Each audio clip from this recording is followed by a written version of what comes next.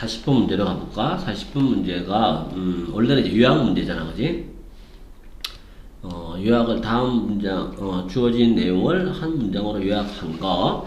자, 이걸 찾는 건데, 요거는 이제 그렇게 어렵진 않은 것 같아, 이제. Quite often the interaction between groups야. 꽤 자주 집단들 사이의 상호작용은, 자, 이게 상호작용인데, 여기서 말하는 이제 집단이라고 하는 거는 이제 나중에 밑에 읽어보면 나오는 게, 민족 집단, 국가 집단, 이 정도 개념으로 볼 수 있을 것 같아. 그리고 이제 언어 문제를 얘기할 거란 말이야. 자, 여기서 이제 상호작용이라고 한 거는 사회적으로 봤을 때 unequal해. 불평등해. 자, uneven도 가능해. 그지? uneven. 불평등해. 그리고 이것은 어디에서 잘 나타나 있어? 반영되어 있다라고 하는 건 나타나 있다는 얘기인데, 어떤 사실이냐면, 동격의 대시지, 그지? 많은 경우에, 자, 이게 언어 차용이야, 이거는. 언어학에서 이걸 바로 이건 차용이라고 부르는 거니까, 단어나 문장 구조의 차용이 주로 아니면 전적으로 in one direction에 한 방향으로 진행되더라는 거야. 그 사실 속에 잘 나타나 있어. one direction이야. 이게 one direction이 돼야 되는 거지. 이거를 two-way direction, two-way. 이렇게 쓰면 안 되겠지, 그지? 쌍방향이 아니고 원웨이야. 한쪽으로만 일방적으로 진행되더라. 근데 그 한쪽 방향이 뭐냐면 더 힘있고 더 권력이 있는 집단에서부터 덜 선호되는 집단으로, 그지? 큰 집단이, 힘있는 집단이 힘 없는 집단으로 일방적으로 한쪽 방향으로 차용이 진행되는 경우가 일반적이다는 얘기야. 그 속에 잘 드러나 있는 게 불평등한 관계가 잘 드러나 있어.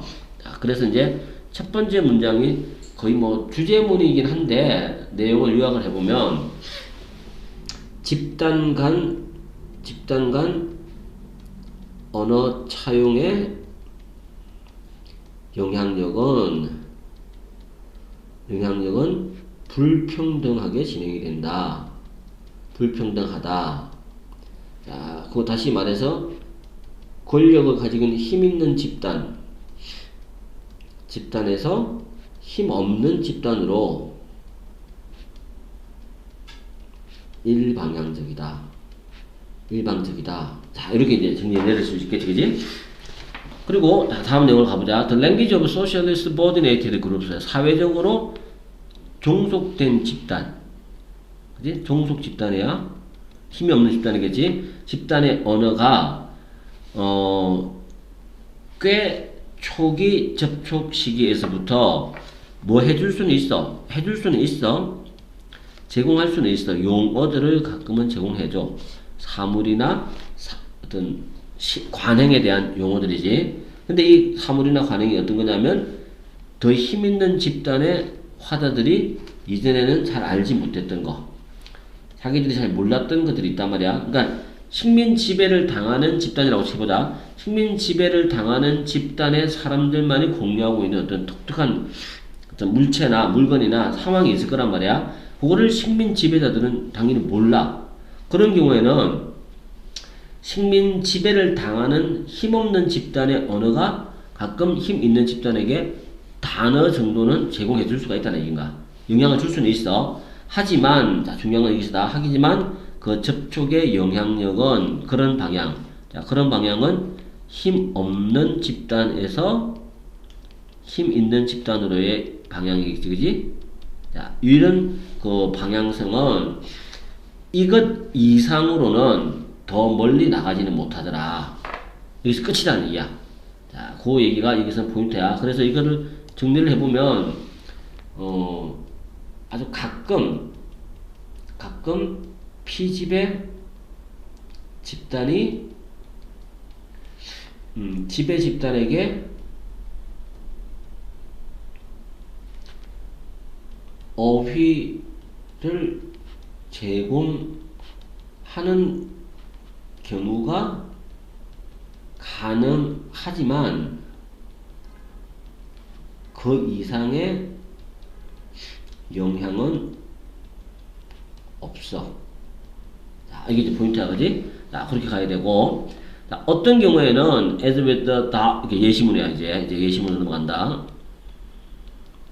자, 어떤 경우에 있어서 그 호주 시드니에 있는 다룩 랭귀지처럼 이거 이제 원주민들이 호주 원주민들이 쓰는 언어야. 자, 그쪽 언어들처럼 the source 이 언어에 대한 동격이지. 동격. 다룩 랭귀지가 뭐냐면 the source of some of the oldest loans from indigenous Australian languages into English야. 초창민이지 원주민 호주 원주민 언어의 가장 초창기 차용이지 영어로의 차용이야. 중 그 원천이 되는 것 중에 일부인 이 다룩 언어에서처럼 이 말이야. 동격이고 언어 시스템의 운명은 결국 멸종이야. 뭐하고 나면 after the obliteration of many of its speakers야. 그 언어를 사용하는 화자들의 상당수가 제거되고 난 이후에는 당연히 언어 시스템의 운명은 멸종되는 수밖에 없다는 얘기야. 남아있는 언어들이야. 남은 언어들은 영어의 다양한 방언들로 흘러 들어가. 그리고 이 영어라는 언어는 또 동격이지. 어떤 언어야? 그들은 이제 원주민들이야. 원주민들을 지배했던, 원주민들을 억눌렀던 사람들이지. 그 사람들이 사용하는 언어인 영어 속으로, 영어의 여러 가지 방언 속으로 흘러 들어가기 마련이다. 뭐 이런 식의 이제 예시문을 가지고 얘기를 하는 건데, 이거는 이제 마지막에 나오는 거는 그냥 예시문 정도로 생각하면 돼. 자, 예시문. 호주 원주민 언어와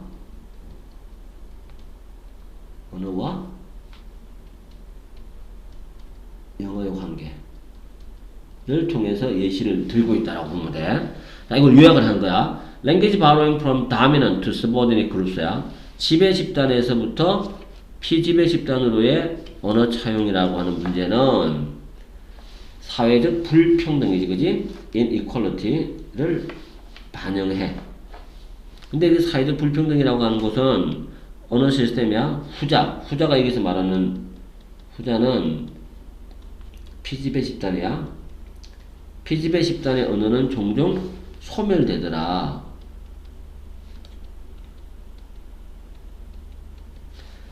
비록 그것들이 몇 가지 용어들은 제공해준다 할지라도 호주의 다룩 언어에서 예시된 바와 같이 vanish가 들어가겠지, 그지?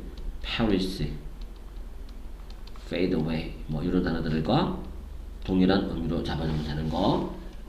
이렇게 해서 정리를 해볼 수 있겠지, 그지? 자, 이것도 출제 포인트는 이건 뭐 당연히 이제 주제 제목으로 가야 될 것 같고, 그 다음에 순서 정도만 잡아주면 될 것 같아. 그래서 글의 제목은 어떻게 잡아줄까? 불평등성이지, 그지? inequality야. equality in language borrowing. 언어 차용에서 나타나는 불평등. 어디에서 어디 사이야? from dominant.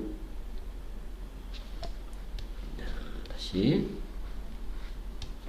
from dominant to subordinate groups 이렇게 되겠지, 그지? 자, 요렇게 한번 정의를 내려볼 수 있는 부분이 마지막 40번 문제였던 것 같아. 자, 여기까지가 이제 40번까지만 일단 이번 중간고사는 40번까지만 정리를 할 거야. 나머지 이제 혹시 작문이 시험에 들어가는 경우에는 조금 더 이제 여러분가 뭐 본인들이 좀 알아서 좀 공부를 좀 해줬으면 좋겠어. 여기까지 해서 이제 2025년 3월 모의고사는 일단 여기까지만 하겠어.